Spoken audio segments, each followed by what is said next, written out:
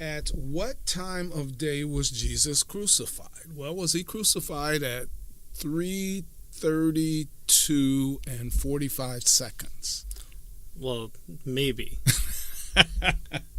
However, since you're referring to the archaic watch, Oh, that's right.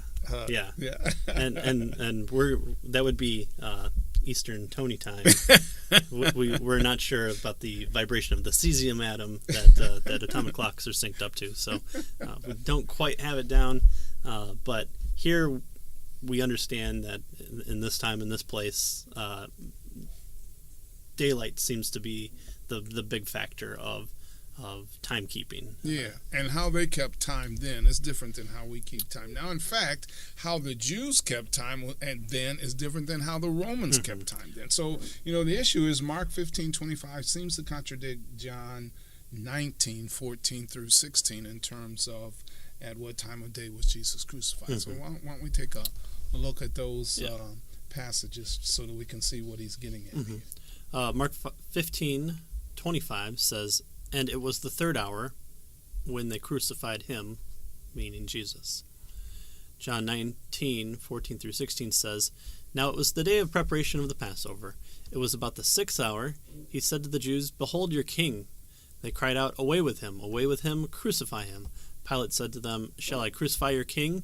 The chief priests answered, 'We have no king but Caesar.' So he delivered him over to them to be crucified. So they took Jesus." Right, so they delivered him over to be crucified. And John there is telling us that it was about the 6th hour, whereas Mark 15 told us that it was the 3rd hour. Right, so 3 or 6, those are different times. So Lyle points out here that what this is a semantic anachronism and failure to read the text carefully. The crucifixion, notice, did not happen as I was indicating with my watch.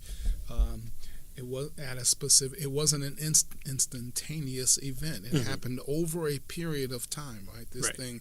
I mean, part of it had to do with torture. That was part of where crucifixion was, and so it was a prolonged event that just didn't happen at one time. Right.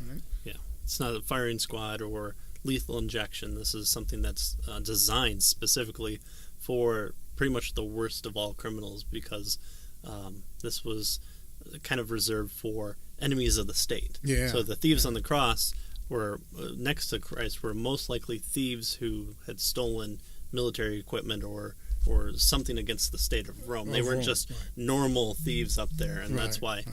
So it was a crime against Rome is the issue. Yeah. And that's why Barabbas seemed to be the perfect person for Pilate to put up, because he was this person who was trying to incite the rebellion against Rome, which would be bad for everybody, which we would later see in around 70 AD. The entire temple gets burnt down and destroyed to the very foundation. All right. So a couple things are going on here. Note that Lyle tells us that when the text is carefully read, only Mark's gospel gives the time of day that Jesus was crucified at the 3rd hour. Inferring that Mark is using, notice, the Jewish reckoning of time. This would correspond to around 9 a.m. in the morning, right? So Jesus went through this trial that lasted, the night and so forth. The legal trial. Actually, several trials he went through.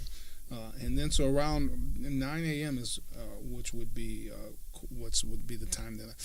But they call this the 3rd hour, right? So clearly they reckon time different. They calculated time different. Theirs was based on a day and a night, right?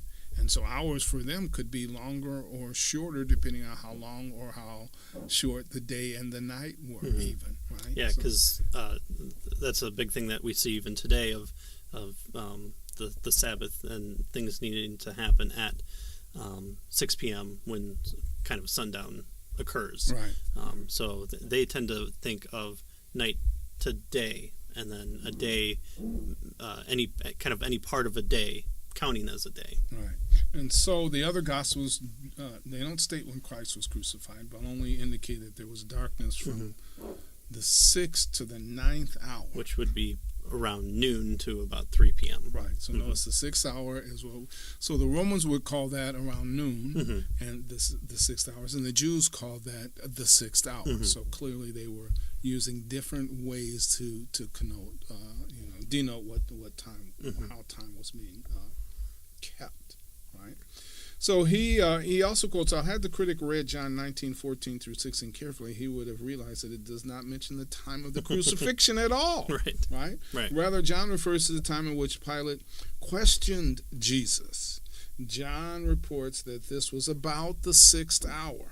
So the critic may have, he says, erroneously assumed that this was by a Jewish reckoning, which would put it at noon, but of course it can't be, because Mark indicates that it was at 3 hours before. So it seems clear that John is using Roman reckoning of time. Well, and we can also infer this too, as John probably being the later edition of the Gospels, the last one being written. And so who's his specific audience at this point in time? Well, it's probably the greater world. So he's writing for not just a Jewish audience, not just an audience where who are going to be receiving this, who kind of know the people, and they kind of have to be worried about the names that you kind of see in Mark, where it mentions the woman rather than specific names that you see in other ones. But there's a reason why believers tend to point to John being the one to read first for new believers, or for just new people to the Bible, because it's written for kind of a Greek, Western in general audience, rather than he wrote for the Jewish world. one. Right, he wrote for the world, and so he said he wrote in order that we might believe. So he was attempting to give us reasons why we should believe that Jesus Christ was the Messiah. All right, so are we clear on that then? Yeah, and so Jesus didn't die at a specific. He wasn't crucified. The crucifixion wasn't at a specific, time of day. Happened over a period of time. John doesn't even say. He just says that he was gonna give him over to crucifixion. Mark tells us it was the 3rd hour, right? And so yeah, that's when. Well, and we see when the Jews are asking that the bodies be taken down because of the approaching Sabbath. Right. So when would the Sabbath begin?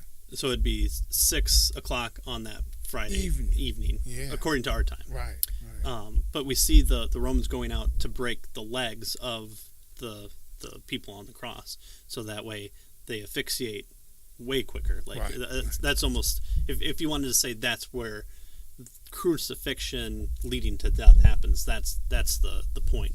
And they go out and see that Christ has already died, and so they don't have to break any of his bones, which is also a fulfillment of Scripture.